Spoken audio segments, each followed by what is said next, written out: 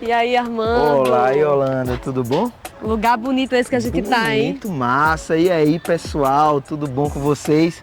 Vejam só que lugar, a gente tá começando agora a nossa aula de projeto de vida. Que lugar massa, né, professor? Onde é que a gente tá? Fala aí pro pessoal. A gente tá na vida que a gente gosta e que a gente quer, que é em locais públicos como esse, cada vez mais acessíveis, cada vez mais bacana, não só pra gente, mas para nossos estudantes. E estamos no Jardim Botânico daqui do Recife. Vocês já vieram nesse local? Já fizeram esse passeio? Já conhecem? E aí, Armando, tu já conhecia? Então, não conhecia. Primeira vez que eu tô vindo aqui Mas não nesse acredito. lugar. Nesse lugar maravilhoso, minha gente. E a gente tá trazendo vocês aqui porque projeto de vida, falar de projeto de vida também é falar sobre consciência ambiental, sobre meio ambiente de forma geral, tanto no global quanto no local, quanto aqui. Então a nossa aula de hoje vai falar sobre isso, não é não, Yolanda? Vai sim. E esse espaço, gente, ele é nosso. Ele pertence a todos nós. Esse local ele é muito bonito. Você pode vir com sua escola, pode participar de trilhas, tem várias atividades pedagógicas, educacionais aqui, ou até vir simplesmente para um passeio. Pega um ônibus, conversa com seu responsável, vem com seus amigos, porque esse aqui, gente, é um dos 5 melhores jardins botânicos do Brasil. Prestem atenção e está aqui pra gente gratuitamente. E aí, o que a gente pode falar de meio ambiente? Dados, então, mas antes a gente vai falar alguns dados sobre esse lugar aqui. Para vocês terem uma ideia, né? Esse Jardim Botânico ele tá no bairro do Curado, que quando a gente vai chegando em Recife, né, a gente passa por ele. Então, essa área é uma área de vegetação que ela tá por responsabilidade do Exército, a chamada Mata do Curado. A Mata do Curado tem cerca de 113 hectares. A professora Yolanda, ela também, dentre tantas coisas, é professora de matemática. Opa. Professora Yolanda, diz para o pessoal do Projeto de Vida, para os nossos alunos, quanto equivale 1 hectare? Hectare é o quê? É o quê? Explica Olha, pra gente. hectare é muita terra, viu? Tu queria ter 1 hectare de terra? 1 hectarezinho já estava bom demais. Poxa, pra mim também. Bom, então 1 hectare só já dá mais de 100 mil metros, minha gente. É muita coisa. Plantar muita coisa, andar. Dá. Plantar, cultivar, viver. Pois então, está aqui esse espaço imenso, público pra gente. Então hoje vamos trazer para vocês esse local, porque a gente quer falar em meio ambiente. E nada melhor do que falar do meio ambiente dizendo que nós fazemos parte dele. E de que é fundamental a gente se apropriar cada vez mais de áreas verdes e deixar nossa cidade cada vez mais verde. Por isso, o nosso convite para vocês hoje é aqui nesse lugar. Exatamente. E mais um pouquinho sobre a história desse lugar massa. Opa. Essa área, ela foi destinada a virar um lugar de visitação, de pesquisa, né, de contemplação da natureza e também de refúgio da natureza em 1965. Então é recente. É recente. Esse parque aqui, né, o Jardim Botânico do Recife, ele tem cerca de 10 hectares de tamanho, né, de extensão. E aí, minha gente, por que é tão fundamental a gente ter um lugar desse na nossa cidade? Porque, vejam só, além de ser uma área, né, de reserva de natureza, para vocês terem uma ideia, é uma área que ainda tem vegetação chamada vegetação primária. Tem área de vegetação secundária também, mas por que é importante vegetação primária? Porque antes da gente ter o início da ocupação aqui na cidade, a vegetação que está aqui, que é a qual? A Mata Atlântica, né, professora? A gente tem aqui um Pegava resquício todo o país, né? de Mata Atlântica, né? Então, essa Mata Atlântica, ela está conservada desde antes da ocupação aqui. Então, veja como é importante a gente ter um lugar como esse. Não é, professora? Do que a gente vem conversando já há um bom tempo, né? De a gente ter que mudar essa consciência de achar que nada vai acabar. Tudo está aqui disponível para a gente, pessoal, mas a gente tem que preservar. A gente tem que preservar e tem que ter essa mudança de consciência, mudança de consumo, mudança de forma de agir no mundo, já que todo esse meio ambiente a gente não vive sem ele. Exatamente. Então, para entender muito mais sobre isso e para ver um pouquinho mais desse lugar, a gente convida vocês a ir com a gente dar uma voltinha aqui. Vamos lá. nessa? Vamos lá? Vamos lá.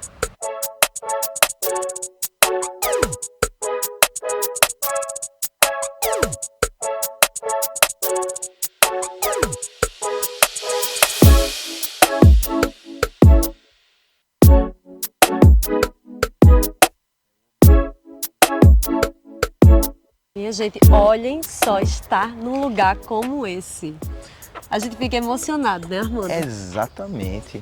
Então, só por sentir um ar diferente, né? Só por estar aqui perto da vegetação, né? A gente já percebe o bem que faz, né? Ter acesso a esses lugares, né? E também ter acesso a esse tipo de visão. Isso aqui é um monumento da natureza, né? Uma sapucaia pilão, né? E vocês podem ver o tamanho desse tronco, né? O diâmetro desse tronco, que Chega perto, maravilhoso. mostra, Eu vou chegar aqui perto para vocês verem a relação entre eu e essa maravilha aqui. Então isso aqui é um monumento, né, da natureza que está aqui disponível para a gente viver, né? Sentir, então dar uma desacelerada no nosso dia a dia, né?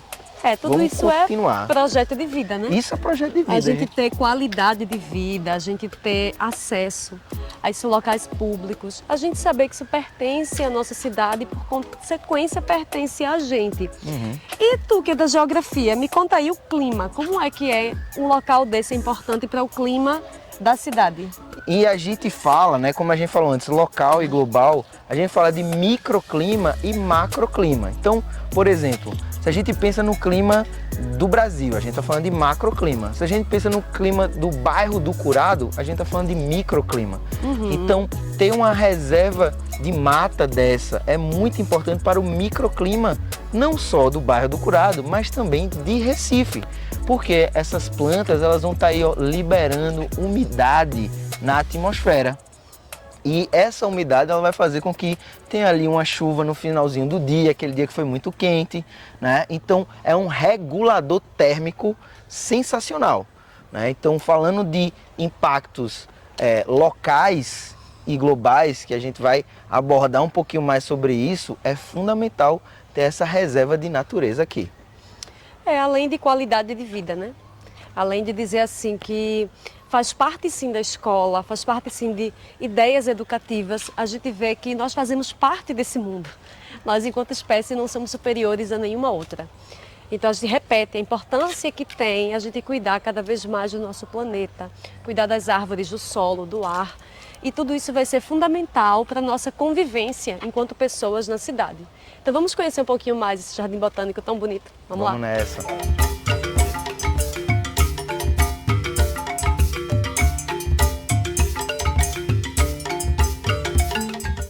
E aí, gente, olha só. Vocês já vieram no orquidiário, vocês conhecem essa flor chamada orquídea. Vejam só, escutem o silêncio que tem aqui. Porque no silêncio em si a gente pode escutar os pássaros, pode escutar os animais que tem, pode perceber o quanto que somos parte disso tudo, ó. E aí a gente repete que está aqui para que a gente tenha essas ações educativas. Então venham com sua escola. Eu já vim com uma escola da qual participei, né? Já vim com meus ex-estudantes. Convidem seus professores e professoras. Convidem algum colega, algum parente seu. E venham para um local desse que é gratuito, está aqui aberto ao público. E aí a gente se percebe da importância que tem espaços assim.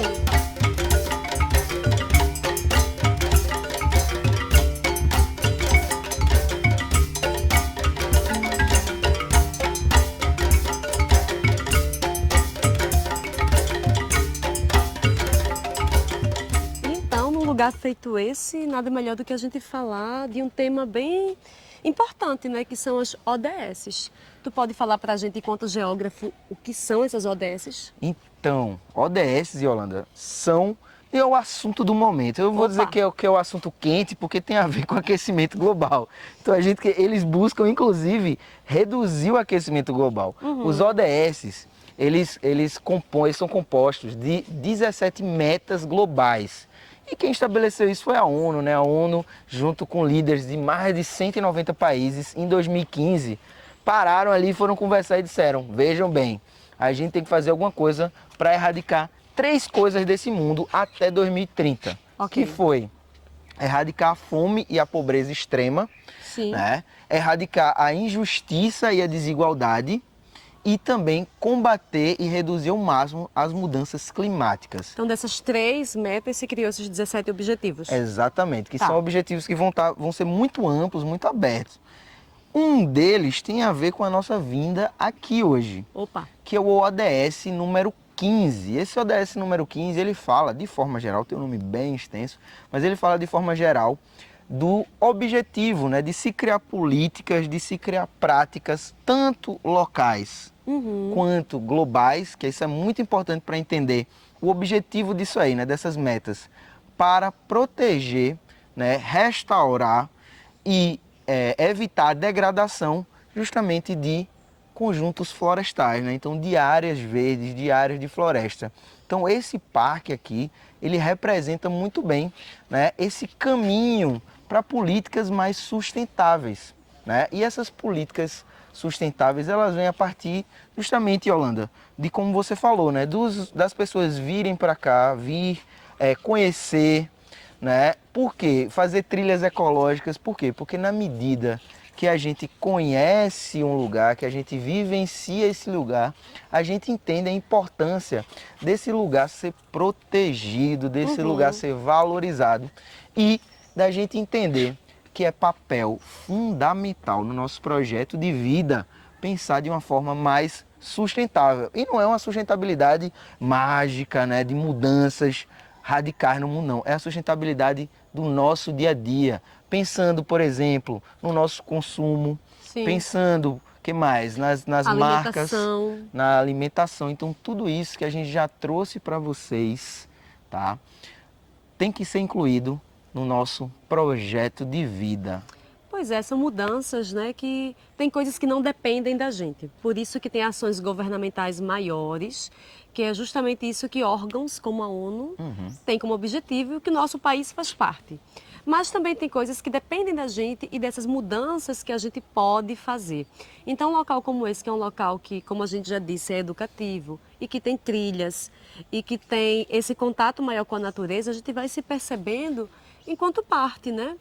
A importância que tem a vida de uma árvore, a importância que tem a vida de animais como esse, não só pela vida deles, que é importante, mas também para o meio ambiente em si. A gente vê que o clima aqui é diferente, né? Locais que tem árvore, a gente fala assim bem naturalmente, local que tem árvore a gente vê que é diferente, é um local bem mais gostoso de viver do que um local que não tem. E tem uma sombrinha boa, né? E ó, minha gente, tu pensa que a aula acabou agora, a gente vai para outro lugar, mostrar que esse tipo de sustentabilidade pode vir de diferentes práticas. E dentro da nossa cidade também, não só um pouco mais afastado, como é o caso daqui. Ser sustentável em Recife. Vamos embora. Vamos conferir com a gente? Vamos nessa.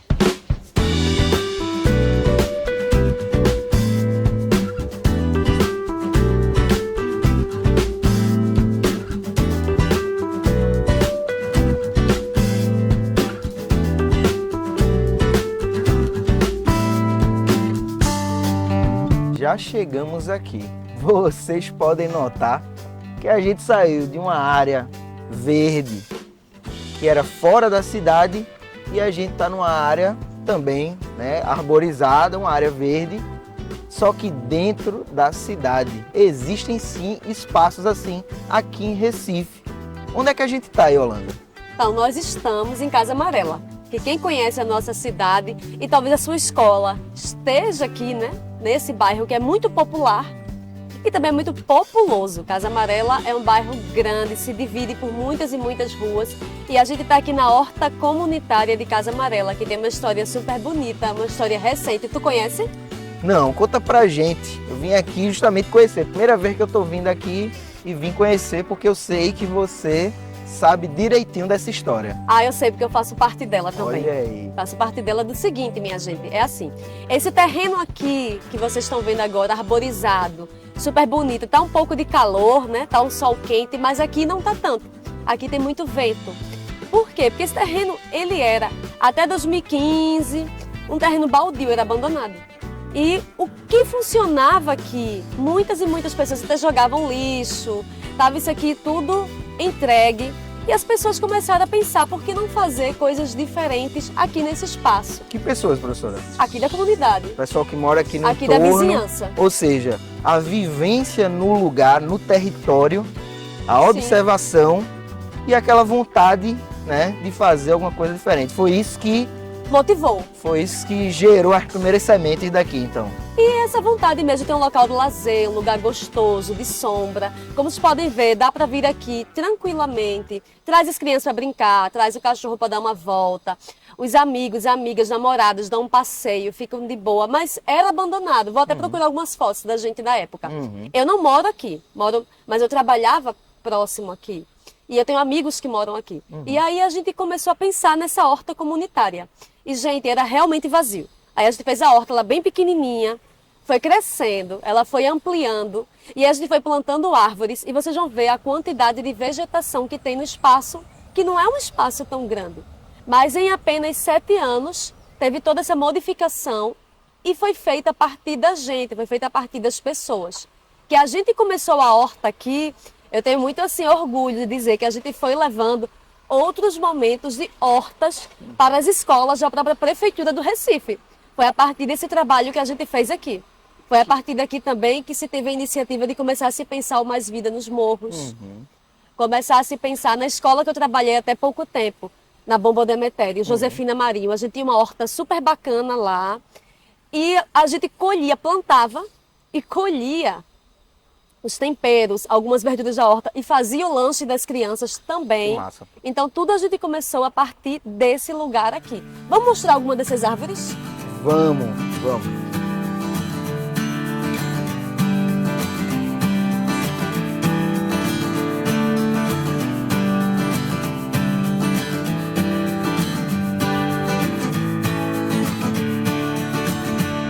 Então, que história massa, né? E essa história tem tudo a ver com a nossa disciplina de projeto de vida. Por quê? Porque ela mostra algo muito importante e que está bem atual sobre a sustentabilidade orgânica, que é justamente as pessoas que vivem, né, nos ambientes, nas ruas, né, no bairro, qualquer ambiente que a gente viva, qualquer território que a gente viva, né, ele vai estar no espaço. Então esse espaço ele pode ser melhorado. Então se tem ali um canteirozinho que seja a rua, né, pode ser pintado, pode colocar uma árvore, pode ser cuidado. Então cuidar do seu espaço, nem que seja da sua casa, né, botar mais vegetação, botar uns vasos. Então trazer essa noção de meio ambiente, essa noção de natureza para o nosso dia a dia é justamente essa sustentabilidade orgânica e que aqui na nossa cidade a gente tem um exemplo tão massa disso. Então já parabéns aí, né, Yolanda, pelo ativismo, que é massa e inspira a gente mesmo. Vamos embora, vamos ocupar, ver mais, né, aqui esse parque. Vamos lá. Vamos embora. Vamos ocupar espaços como esse que são nossos. A cidade é nossa, a gente quer ocupar cada vez mais ela e com mais iniciativas como essa. Vamos embora.